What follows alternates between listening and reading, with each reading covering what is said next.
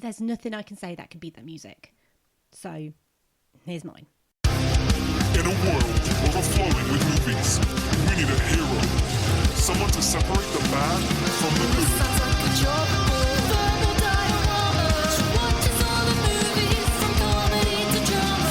From the top sound. And don't forget the action. She'll watch until the end and then she'll give you her reaction. Movies you know, movies you don't. Prequels, sequels, remakes, and trivia and outtake. Movies you know, movies you don't. Interesting stories, all the categories. Hi everyone, I'm Em and welcome to Verbal Diorama, episode 18. Today I'm going to be talking about Scott Pilgrim versus the World. And the podcast is back to a fortnightly, or if you're not in the UK, bi-weekly podcast. And I'm not going to lie, it feels kind of strange not putting something out every week. But it appears I can't help myself, and some weekly episodes will be coming soon, and I'm going to announce sort of what's happening at the end of the episode. But as for what I've been up to sort of over the last couple of weeks, well, my work, as in regular day job work, is incredibly busy at the moment and very stressful. So the fact Extravaganza is over is probably a good thing. And the rest of this month is actually kind of going to include me, obviously, coming back to Verbal Diorama sort of on a fortnightly basis, and also it will include me guesting on a few other podcasts. So next weekend I'm going on Movies After Work with Thomas and Alex, and we're going to be talking about Bram Stoker's Dracula, and genuinely to talk about the excellence that is Gary Oldman and the Francis Ford Coppola movie of Dracula, and not at all about Keanu Reeves. But yeah, whatever. Who am I kidding? You know that I'm going to be talking about Keanu Reeves in that movie because it's quite famous for Keanu Reeves' specific performance. But I'm really excited to be talking about Dracula, not just because of Keanu, but because I think it's an absolutely beautiful movie and I've not seen it in a long time and I'm really, really excited to watch it.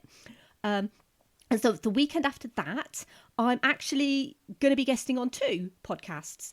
So both good friends of Verbal Diorama. So I'm going to be going back on Wulong Talks. I was on Wulong Talks, oh gosh, I think it was back in like March time, I think. It was a long time ago. Yes, it was March because it was for Captain Marvel. So yeah, I'm going back on Wulong Talks. Those guys are actually, they've had a bit of a hiatus due to sort of family things going on and everything, but they're doing a 90s action movie fest sort of special podcast episodes, and I'm going to be talking about an absolute classic 90s action movie, one of the very few that has a female lead as well.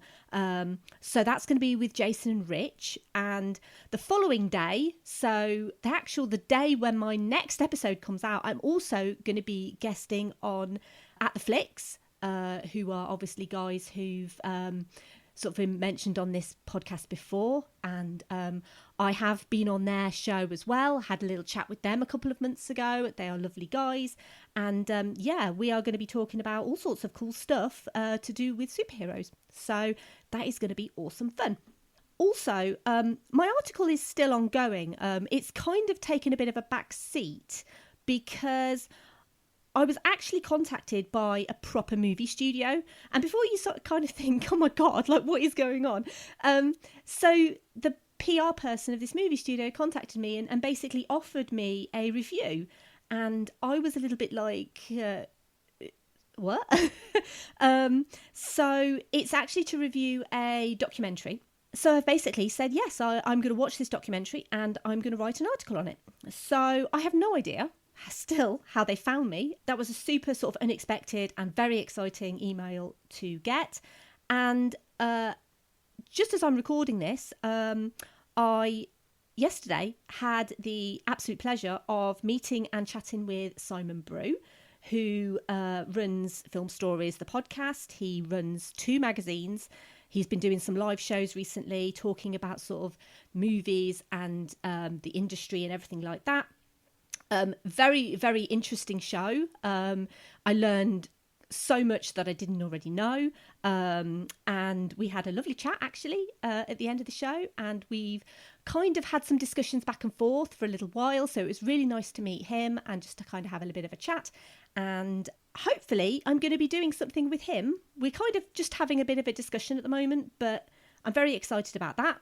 And that is enough about me, because I'm not Scott Pilgrim, but this is Scott Pilgrim.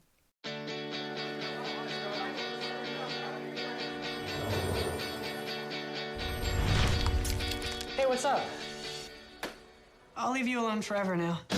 You know this one girl with hair like this? Yes, that's Ramona Flowers. She's out of your league. You know her? Tell me now. She just moved here, got a job at Amazon. I have to order something really cool. Scott, are you waiting for the package you just ordered? Maybe. Scott Pilgrim? Hi, I was thinking about asking you out, but then I realized how stupid that would be. That's okay. You just need to sign for this, all right? So do you want to go out sometime? If I say yes, will you sign for your damn package? So yeah, 8 o'clock? Come to this Battle of the Bands thing. You have a band. Yeah, we're terrible.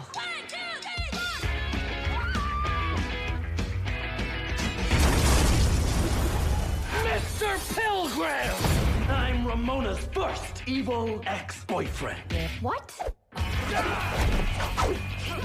Wait, we're fighting over Ramona? Didn't you get my email explaining the situation? I skimmed it. What was that all about? If we're gonna date, you may have to defeat my 7 evil exes. So what you're saying is we are dating? I guess. Does that mean we can make out? Sure. Scott Pilgrim! Prepare to feel the wrath of the League of Evil Exes. Ramona dated twins. At the same time? If you want something bad, you have to fight for it. Step up your game, Scott. Combo! Break out the L word. Lesbian? The other L word. Lesbians?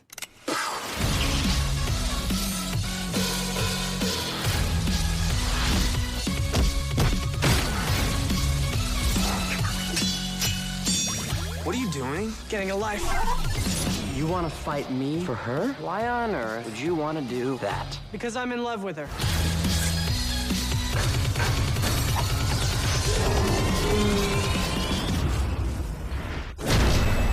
Scott Pilgrim versus the world. Maybe next time we don't date the girl with 11 evil ex-boyfriends. 7. Oh, that's not that bad. So, little synopsis about Scott Pilgrim versus the world. 22-year-old Scott Pilgrim is the bassist for his band Sex Bomb in Toronto. He's currently dating a high schooler, Sex Bomb superfan Knives Chow, and living with his roommate Wallace, who owns pretty much everything in their shared studio apartment. One night, he dreams about a girl who he meets the next day. Her name is Ramona Flowers, and he should stay away from her, but he can't. He becomes obsessed with Ramona and ignores an email from her ex-boyfriend, Matthew Patel. Matthew is the first of Ramona's exes. Scott soon realises that the League of Evil Exes is a thing.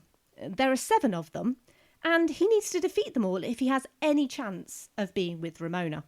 I wanted to keep the synopsis quite kind of brief and quite to the point because I'm going to be talking quite a lot about the exes in a bit of detail later, but I want to talk about the cast. So the cast is phenomenal in this movie, like completely amazing. You've got Michael Cera as Scott Pilgrim, Kieran Culkin as Wallace Wells, Anna Kendrick as Stacey Pilgrim, Alison Pill as Kim Pine, Aubrey Plaza as Julie Powers, Mary Elizabeth Winstead as Ramona Flowers, Jason Schwartzman as Gideon Graves, Johnny Simmons as Young Neil, Mark Webber as Stephen Stills, Ellen Wong as Knives Chow, Chris Evans as Lucas Lee, Brie Larson as Envy Adams, Mae Whitman as Roxy Richter, Brandon Ruth as Todd Ingram, and Bill Hader as The Voice. And The Voice does the narration for the movie. So Scott Pilgrim versus the World was directed by Edgar Wright. It was written by Michael Bacall and Edgar Wright, and it was based on the Only Press graphic novels by Brian Lee O'Malley. So I can't talk about this movie at all without first talking about Edgar Wright. And the first thing I saw of his, which is a little TV show called Spaced. So Spaced wasn't the first thing he ever directed, but it's genuinely one of the greatest British comedies of all time. Like, genuinely, it's one of my absolute favourites. I've watched it so many times. I adore Spaced. So it was written by and starred some guy, I think his name's Simon Pegg or something, and Jessica Stevenson, who now goes by Jessica Hines. And it's basically about these two 20-something flatmates, Tim Bisley and Daisy Steiner. And they end up pretending to be a couple in order to share a flat at a house in London because the ad specifies that they must be a couple. So there's some other dude called Nick Frost. He co-stars as Tim's best mate, Mike. Edgar Wright directed the show, and it had 2 seasons between 1999 and 2001.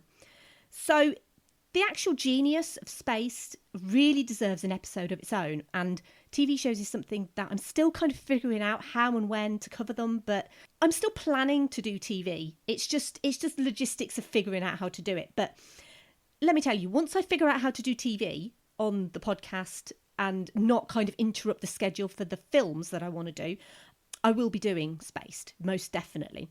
And Spaced is very late 90s in its setting and music, and its cinematic style is probably most what you'd recognise as Edgar Wright. And also the fact it borrows and references a lot from movies, comic books, video games, music, and just generally late 90s culture.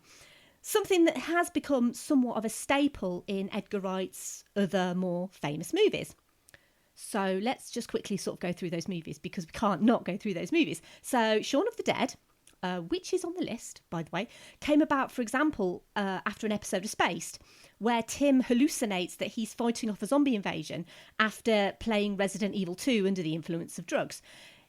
And I'm quite mindful that I don't want to make this the Edgar Wright episode, but as a director, he's pretty much always kind of hits it out of the park.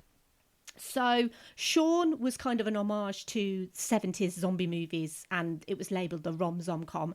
That was followed by Hot Fuzz, which was a homage to sort of 80s, 90s action cop movies, which just happened to be set in a sleepy Gloucestershire village. And that is probably the Edgar Wright movie that I've seen more than any other. And then The World's End, which is probably the Edgar Wright movie I've seen the least. And if I'm being honest, it's probably my least favourite of sort of everything he's done. And I think that's because I haven't given it much of a chance to see it multiple times. So that's the final movie of the Three Flavours Cornetto trilogy. So obviously you've got Shaun of the Dead, Hot Fuzz, The World's End. And the most recent movie that he did is the outstanding Baby Driver, which is his most successful movie today and very, very well deserved. Also, I want to quickly mention Ant-Man. So that was obviously the Marvel Studios movie, which was set to be directed by Wright until he left, citing creative differences. He still has a story and screenplay credit with his partner Joe Cornish, who directed Attack the Block, which is also on the big list, and his influence can still be seen in Ant-Man for definite. You know he had something to do with Thomas the Tank Engine, and I guarantee he had something to do with Luis describing everything. So when you look at something like Scott Pilgrim versus the World, it seems like a bit of a departure for Edgar Wright, because it was an adaptation of an existing graphic novel. It didn't include any of his regular collaborators, apart from his co-producer Nira Park, who also worked on Spaced, Shaun of the Dead and Hot Fuzz. And it was a big Hollywood production, sort of in comparison to the small budgeted parts 1 and 2 of the Three Flavours Cornetto movies. Universal Studios contacted Edgar Wright actually back in 2004 after artist Brian Lee O'Malley's publisher contacted producer Mark Platt about a movie adaptation of O'Malley's first volume of Scott Pilgrim, Scott Pilgrim's Precious Little Life. O'Malley didn't actually want some Hollywoodized version of his character, but he actually admits that he was a starving artist and he needed the money. In 2005, Wright is now on board, and the studio signed Michael Bacall to co-write the screenplay with him. So Edgar Wright was also simultaneously writing Hot Fuzz with Simon Pegg at the same time. And Hot Fuzz actually kind of beat Scott Pilgrim to the punch a little bit. It went into production first in March 2006. And at the same time, more volumes of Scott Pilgrim were being released. And the material of each was kind of being adapted into this screenplay for Scott Pilgrim versus the World, the movie of which sort of the casting commenced in 2008.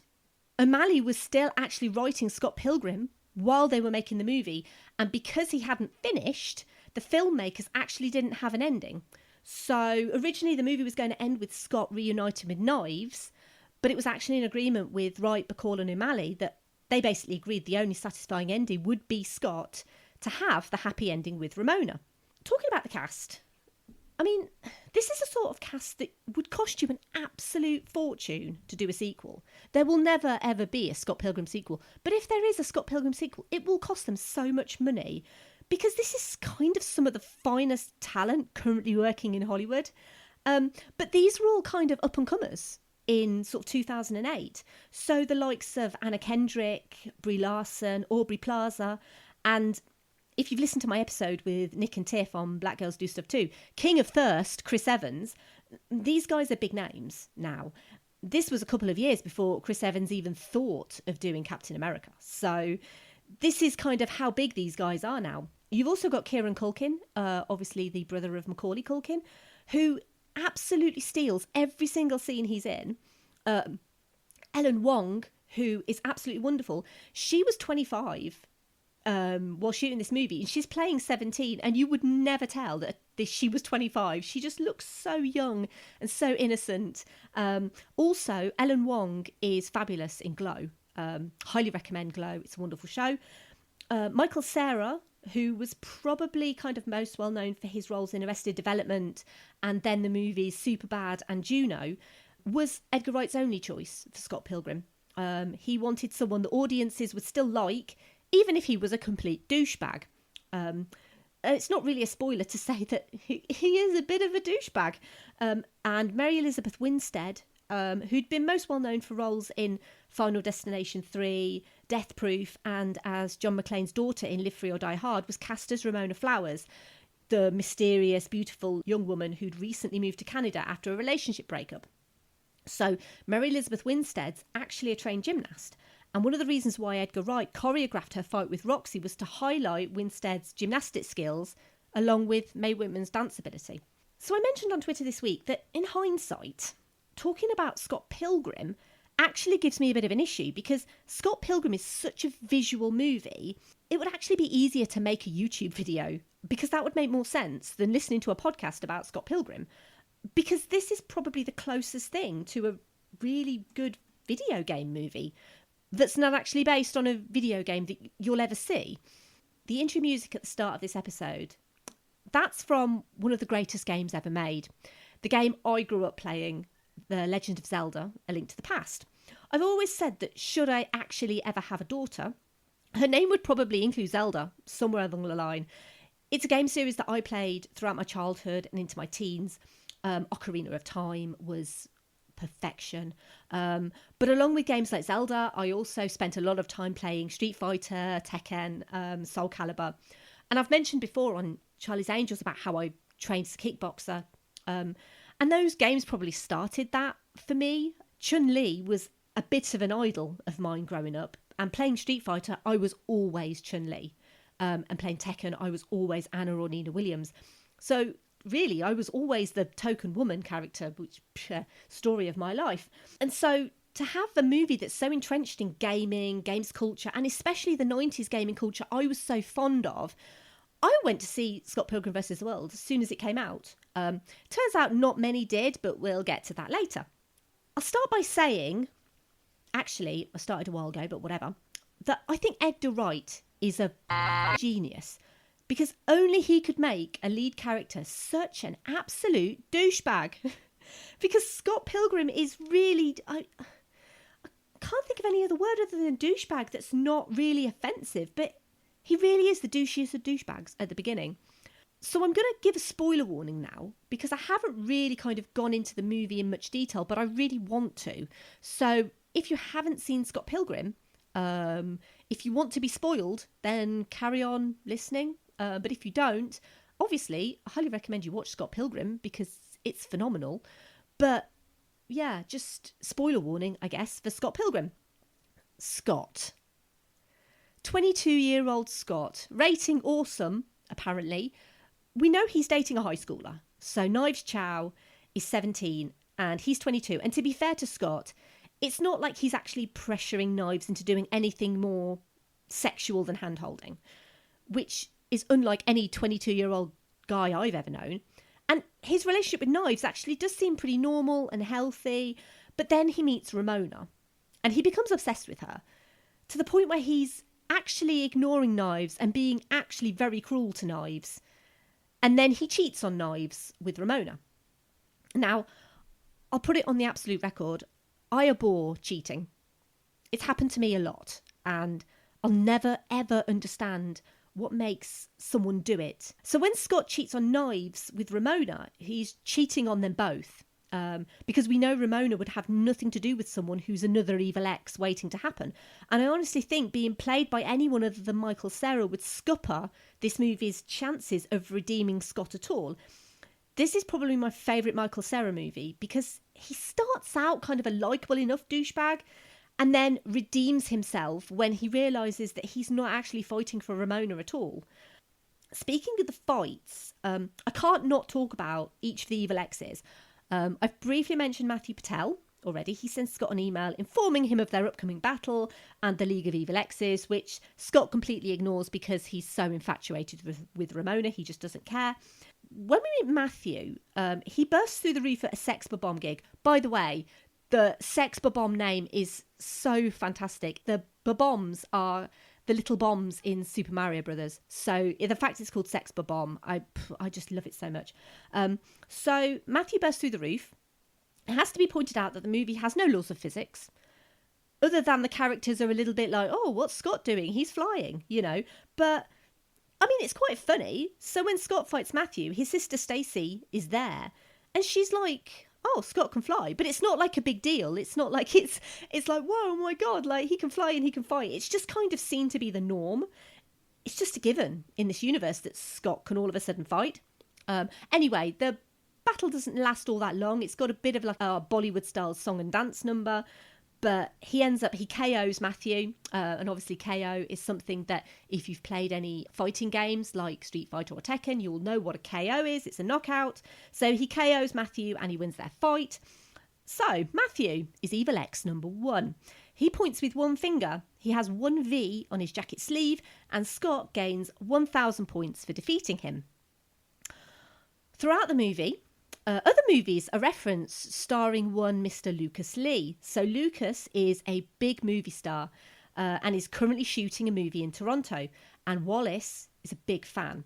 Lo and behold, though, Lucas and Ramona used to date. Oh, the irony that he's played by someone who is now one of the biggest and seemingly nicest men in Hollywood.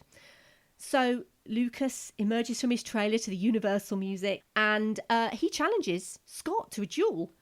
But instead of fighting him himself, he sets his stuntmen, some of which are actually played by Chris Evans' real-life stuntmen, which is great, a great nod to stunt people who do a wonderful and thankless job. But the fact that he got his real stunt people on this, I think, is wonderful. So Scott defeats them all, but he basically realises he can never defeat Lucas by fighting traditionally. So he has to attack his ego. And this is one of the things that I love about this movie, is it's not just a movie of Scott fights the exes the same way each time and beats them all. You have to have the fights that are kind of specific to each ex. And so for Lucas, Scott attacks his ego and uses the old, well, I bet you can't do that trick to get him to grind down a massive amount of steps. It's very dangerous. Lucas ends up reaching a speed of 309 kilometres an hour and dies at the bottom of the steps.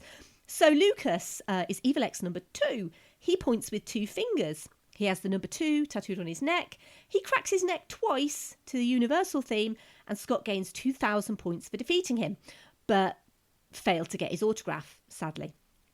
And throughout the movie, we're told of a girl who broke Scott's heart, who's now the lead singer of a very successful band who are coming back into town, the Clash at Demon Head. That girl is Envy Adams, played by Brie Larson. After a gig, Envy invites all of Sex Bomb, Ramona and Knives backstage where her band, including her bassist Todd Ingram, are chilling out. Turns out being vegan gives you the power of telekinesis, levitation and excellence in bass. If any vegans listening can confirm this, get in touch and let me know. And after Todd shows his true colours by punching the highlights out of Knives' hair, and that's probably the worst thing in the whole movie, is the fact he actually punches a 17-year-old girl for no reason. Scott attacks him, but Todd's vegan powers are just too strong. Scott tries to attack him with a bass battle, but Todd has the power of vegan bass. So Scott is thrown back into a coffee machine. He then offers Todd a soy latte, which is actually laced with half and half. Now, I've been to America, so I know what half and half is, but essentially it's milk, and it's definitely not vegan. And so the vegan police arrive and take away his vegan powers, leaving him powerless so Scott can deliver the final blow. Todd, Evil X number 3, has 3 strikes with the vegan police. He has a number 3 with 3 stripes on his shirt. He throws Scott through 3 walls in the bass battle. The alleyway behind the club has bins each showing the number 3, and Scott gains 3,000 points for defeating him. During the entire first part of the movie, Ramona constantly corrects Scott every time he mentions 7 evil ex-boyfriends, because it turns out that Ramona was a bit bi-curious, and so she had a brief relationship with Roxy Richter, who actually met Scott before the fight with Todd, but obviously as Evil X number 4, she couldn't be involved before Evil X number 3. So Scott and Ramona meet Roxy at the Club 4, but Scott refuses to fight Roxy because he won't hit a woman, unlike Todd. And so Ramona takes on Roxy, where you have this wonderfully choreographed fight I mentioned earlier. However, Roxy's here to fight Scott, and so Ramona uses Scott as a puppet, which is wonderful, and they fight Roxy together, with Ramona giving Scott the knowledge he needs to defeat her. She has a weak spot behind her knee. He touches it, and she essentially orgasms to death. Roxy, spelled with 4 letters, is Evil X number 4. They fight at the Club 4, and Scott gets 4,000 points for her defeat. Scott, in his supreme douchebagginess, is unhappy that Ramona is a woman with a dating history, because obviously all women are virgins when men meet them. And so she is pissed and she breaks up with him, quite rightly. At the Sex Bomb Battle of the Bands, the band are pitched against Kyle and Ken Kataniyagi, who Ramona actually dated one after the other. In a nod to Spinal Tap, they set their speakers to 11. The twins use their musical prowess to summon 2 massive dragons, which attack Sex Bomb and blow the roof off the building. In retaliation, Sex Bomb use their skills to create a giant yeti, which fights the dragons who crush the twins. This is all done by music, by the way. It's not just like random. The music is wonderful in this movie. So the Kataniyagi twins are Evil X's 5 and 6. And they don't speak, actually, at all, because the actors didn't know very much English, and what they did know was eventually cut due to time. But Scott earns 5,000 to 6,000 points for defeating them. And then he sees Ramona in the crowd with her ex Gideon Graves, and he gets an extra life, because at this point, it's time to get a life. So he does. Ramona is now back with her controlling ex Gideon. Gideon invites the whole of Sex Bomb to play at the Chaos Theatre. Son Scott, who quits the band in protest at Gideon's signing of the group. Scott challenges Gideon for Ramona's heart, admits he's in love with her, and earns the power of Love Sword. At this point, Knives attacks Ramona, and Scott is forced to confess he cheated on them both, and Gideon kills Scott. The end. No, well, it's not, because Scott still has his extra life, which he uses to enter the Chaos Theatre. He makes peace with the band. He challenges Gideon not for Ramona, but for himself. He instead gains the power of self-respect sword. He apologises to Ramona and Knives for cheating on them both. And Scott and Knives end up playing 2-player mode to defeat Gideon. So, Gideon is now defeated. Gideon Gordon Graves. G is the 7th letter of the alphabet. Gideon is Evil X number 7. Scott and Knives earn 7 million coins for defeating him, and Ramona is finally free of his control. And then we get the biggest surprise of all, Nega Scott. So it's Scott versus Scott. How will it end? Who will win? Well, they both do, because turns out Scott and Nega Scott get on really well. They're going to hang out. It's a really great trope-defying ending. I feel like there's so much to mention still about this movie, about how it was a box office failure, but it's still become a cult classic. It opened 5th in its first weekend of release on August the 13th, 2010, and then it completely dropped out of the top 10 in America in its second week, which is disappointing. It ended up making $47.6 million worldwide on a $60 million budget, but it's since made quite a splash on DVD and Blu-ray, and honestly, it's a great movie to watch at home because it's so pausable. And it's not often you want to pause a movie, but this one you really do because there's so much going on in the background. It's so visual. From the 8-bit style Universal logo opening, which I kind of put at the start, to the fact that no character blinks on camera. And this is a genuine fact that if an actor blinked during a take, Edgar Wright would scrap it. Even if it was the most perfect take ever taken, he would still scrap it because he didn't want any blinking. But generally, it is a video game movie through and through. And video game movies don't tend to do very well. The most adaptations of video game movies are duff. But this is a proper good... It's based on a graphic novel, sure, but it's a proper good video game movie. It's actually, I would say, definitely the best video game movie. And it's also a movie where you can follow Scott's journey to becoming a better person. Because as I mentioned, he starts out a complete douchebag. But in the end, he realises that he needs to fight these people for himself and not for a love interest, which is probably the best message any movie with a romantic element to it can deliver. Be better for you, not for the person you want to date. I mentioned the music as well, sort of briefly. The music is pretty iconic. It's got some great music. Michael Cera can genuinely play bass in real life. Apparently he's much better than his character as well, so he had to tone it down to be less good. Most people were actually cast sort of purely on their ability to play an instrument. The music, I mean, it's really great music. It was actually Beck who wrote and composed all of the Sex Bomb music. Like I said, all of the actors play their own instruments and they sing. Brie Larson performed Black Sheep, which is officially my new ringtone. Hello.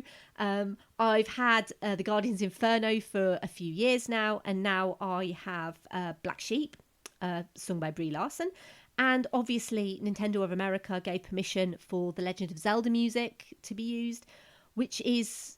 Oh, it's such a classic piece of music. Honestly, there's so much wonderful Zelda music that's available on YouTube. Please go and check it out. And the art used in this movie isn't actually the genuine art from the graphic novels, but it's actually faithful recreations by Edgar Wright's brother Oscar Wright.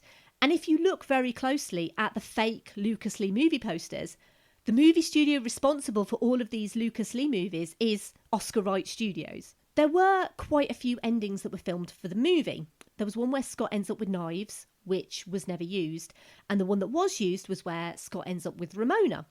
And there was another one that was never filmed. So this is quite interesting. The general gist, as described by Edgar Wright, was a news report mentions a local Toronto man has killed 7 people who just happen to be the exes of his current girlfriend, while in his mind he's in a video game. So basically, Scott Pilgrim is just a jealous serial killer with delusions. That definitely end the movie on a very different note. And I suspect also fuel the current societal thinking that video game violence fuels real world violence, which, spoiler alert, it doesn't. Despite this slightly weird and downer of a potential ending, it's actually really hard to justify why Scott Pilgrim didn't do better. It's so much fun. It's full of these classic references that admittedly will age as the movie ages. The performances and casting are spot on. And like I said, you'll never see a cast like this in a movie of this kind of size. Chris Evans is especially brilliant, sort of playing against every single type you could possibly think of. It mashes the 8-bit, 16-bit, 32-bit and 64-bit era of video games. So anyone like me who grew up with a NES all the way to an N64 will just be so supremely satisfied by this movie. It's really well thought out and it's really clever. But then this is Edgar Wright, so what did you expect? What it lacks in script, apart from with Wallace, because Wallace is incredible, it makes up for in practically everything else. From the Quentin Tarantino conceived title sequence to the inventive and colourful battles, there's always something on screen to delight you. Again, not something easily described by a podcast. So if you haven't seen Scott Pilgrim, I would definitely recommend you do. It's probably the movie that most would associate with Wright the least. And based on a Twitter poll I did, it's most people's least or second to least favourite of all his movies. But that's only to be expected when your output is as consistently great as Wright's is. It's also really hard to recommend to people if you have seen his other stuff, because it's simultaneously so different in style and yet so familiar in tone and reference. It's just really, really good fun. And as with most things I feature on this podcast, it really deserves more love. And I make a point of not swearing on this podcast, but I might just take a leaf out of Aubrey Plaza's Julie and just start cussing the out of. So I asked for, as I always do, social media thoughts on Scott Pilgrim, and I got quite a few. I was surprised. So on Twitter, @CapUnderstands said, "Potentially my favourite movie of all time is between this and Ghostbusters. It spoke to me in ways that films haven't before, and like Ghostbusters blends an engaging story with humour and heart throughout with incredible visual effects." @Lee Neanderthals said, "Saw the movie before I read the comic series. It has its flaws, but it's so pretty. Just like the characters. Oh my god." @Wyatt Rocks said, "One of the rare films I saw knowing nothing about, fell in love with it. In my top 3 of Edgar Wright's movies. Great soundtrack, nails the video game comic book style, quirky, funny, everyone is on form, although Evans does steal the show. One of my go-to movies for a lazy/hungover day." @Pulp Cereal said, "I remember going with my friends on opening weekend. There were like maybe 10 other people in the audience. That's when I knew there was a problem. I fell in love instantly with it though." I mentioned earlier that I went to see it at the cinema, and I had very much of a similar experience where it wasn't as empty as the likes of Dark Phoenix were empty, but it was pretty empty on my recollection. @Trivia Chic said, "Edgar Wright is so good at visual storytelling. I can rewatch his movies multiple times and still find new tidbits.